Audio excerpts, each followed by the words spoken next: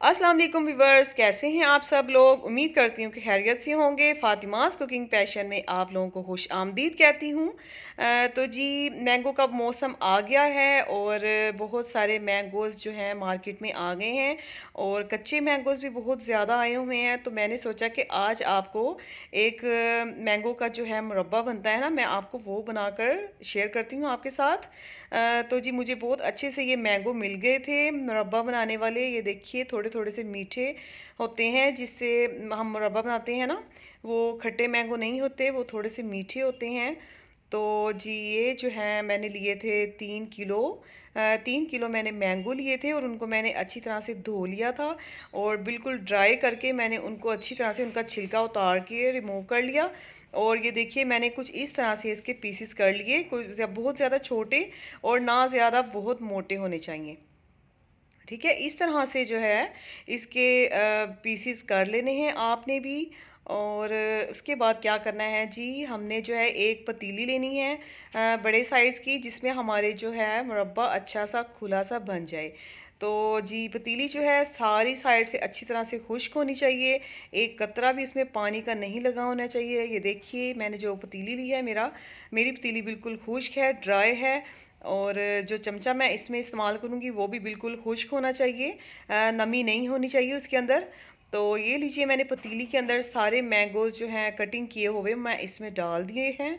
तो उसके बाद मैं अब इसमें डालूँगी तकरीबन 1 kg इसमें चीनी जाएगी। तो मैंने लिए थे 3 किलो मैंगो। तो मैंगो के जब मैंने छिलके उतारे तो छिलके इसके काफ़ी ज़्यादा उतर गए थे, तकरीबन 1 किलो से भी ज़्यादा छिलके उतर गए थे और 1.5 किलो के करीब मैंगो बच गए थे। ठीक है, 1.5 किलो मैंगो के अंदर मैं डालूंगी 1 kg चीनी और उसमें जाएगा 1/4 कप विनीगर और साथ में उसमें जाएगा 1 टीस्पून के बराबर रेड चिली पाउडर और साथ में इसमें जाएगा 1 टीस्पून ही इसमें ब्लैक पेपर, काली मिर्च। और साथ में 1 टीस्पून भरकर हमने इसमें सफ़ेद ज़ीरा डालना है और साथ में इसमें डाला है मैंने 1 टीस्पून इलायची का पाउडर। आप चाहें तो आप साबुत इलायची भी इसमें डाल सकते हैं। तो अब जी, इसको मैं अच्छी तरह से मिक्स कर लूँगी। सारे जो चीज़ें मैंने इसमें डाली हैं वो मैंगोज़ के अंदर अच्छी तरह से मिक्स हो जानी चाहिए। और ये देखिए जी, मैंने जो है सारी चीज़ें इसमें अच्छी तरह से मिक्स कर ली हैं अब। और अब जो है मैं नीचे से आँच को चला दूँगी, ऑन कर दूँगी। तो पहले हमने आँच ऑन नहीं करनी, जब हम सारा कुछ मिक्स कर लेंगे ना तब हमने आँच ऑन करनी है नीचे से। तो ये लीजिए, अब जो है मैंने आँच इसकी नीचे से चला दी है और अब इसको मैं रख दूँगी ढक्कन देकर तकरीबन 15 मिनट के लिए। तो 15 मिनट के बाद मैं चेक करूँगी। ये देखिए, 15 मिनट गुजर चुके हैं और अब मैंने चेक किया है, इसके अंदर काफ़ी पानी जो छोड़ दिया है चीनी ने। और ये देखिए, आपको नज़र आ रहा होगा बहुत ज़्यादा पानी नीचे चीनी ने छोड़ दिया है। हालांकि मैंने इसमें कोई भी पानी नहीं डाला, तो इसका अपना ही पानी काफ़ी सारा निकल गया है। तो इसको अब मैं फिर से पकने के लिए रख दूँगी तकरीबन आधे घंटे के लिए।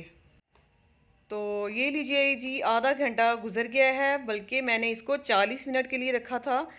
तो 40 मिनट के बाद मैंने इसको चेक किया है। तो ये देखिए, मैं इसको अब चेक इस तरह से करूँगी कि मैं थोड़ा सा फिंगर पे लगा कर देखूँगी कि इसकी एक एक तार बन रही है।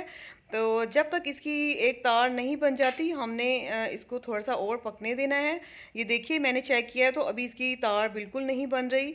तो इस तरह से मैं इसको सिर्फ 10 मिनट के लिए और ऊपर रख दूँगी पकने के लिए। तो जब तक ये थोड़ा सा और 10 मिनट तक नहीं पक जाता। तो ये देखिए, अब 10 मिनट गुजर गए हैं और अब मैं दोबारा से चेक करूँगी और ये देख रहे हैं आप, एक तार इसकी बन रही है। तो बस ये जब एक तार इसकी बनने लगे तो आपने फ़ौरन से फ्लेम को बंद कर देना है और आपका जो आम का मुरब्बा है वो बिल्कुल रेडी हो जाएगा। तो बहुत ही मज़ेदार और यमी सा हमारा मुरब्बा बनकर तैयार हो गया है। और ये देखिए, मैंने इसको ठंडा कर लिया है। तो ठंडा होने के बाद ये देखिए कितना ज़बरदस्त इसका कंसिस्टेंसी हो गई है। और एक जार लिया है मैंने, ये देखिए बिल्कुल साफ़ और अंदर से बिल्कुल ड्राई होना चाहिए। बिल्कुल इसको एक कतरा भी पानी नहीं लगा होना चाहिए। तो ये देखिए, जार को मैंने धोकर अच्छी तरह से खुश्क कर लिया है, ड्राई कर लिया है। और अब इसके अंदर इसका जो ढक्कन है वो भी बिल्कुल साफ़ होना चाहिए। तो जिस चम्मच के साथ हम इसमें डालेंगे वो भी बिल्कुल साफ़ और खुश्क होना चाहिए। ठीक है। तो इस तरह से अब मैं जार को मुरब्बे के साथ भर लूँगी। जितना सा हमारा मुरब्बा है वो जार में जितना सा आएगा मैं इसमें डाल लूँगी सारा। तो ये इतना मज़ेदार और टेस्टफुल बनता है कि आप जो है ना जब इसको खाएंगे ना तो याद करेंगे, मुझे दुआएं देंगे। तो आपने जो है इसको अपने घर में ज़रूर बनाना है। ये जो है ये चीज़ ही ऐसी है कि ये बच्चे और बड़े बहुत ही ज़्यादा शौक से खाते हैं। आप इसको इस तरह से बनाकर सेव कर लीजिए, महफूज करके रख लें। जितना आप बनाना चाहें आप इसको बनाकर रख लीजिए। तो आप इसको अपने बच्चों को पराठे के साथ दे सकते हैं, पराठे के अंदर लगाकर रोल बनाकर बच्चों को दे दीजिए। और आप इसको लंच बॉक्स में भी पराठे के साथ बच्चों को दे सकते हैं स्कूल में। तो ये देखिए मैं आपको प्लेट में सर्व करके दिखाती हूँ। इसका कलर देखिए कितना अच्छा है, हालांकि मैंने इसके अंदर येलो कलर नहीं डाला। कलर डाले बगैर ही देखिए इसकी लुक कितनी खूबसूरत और ज़बरदस्त आई है। बाज़ार से भी अच्छा बनाकर हमने घर पर खुद तैयार कर लिया है। तो आप भी इस तरह बिल्कुल अपने घर में बना सकते हैं। तो अगर आपको मेरी ये वीडियो पसंद आई हो तो प्लीज़ मेरे चैनल को लाइक शेयर और सब्सक्राइब ज़रूर करिएगा। तो और अपनी दुआओं में मुझे याद रखिएगा। ओके, अल्लाह हाफिज़, टेक केयर।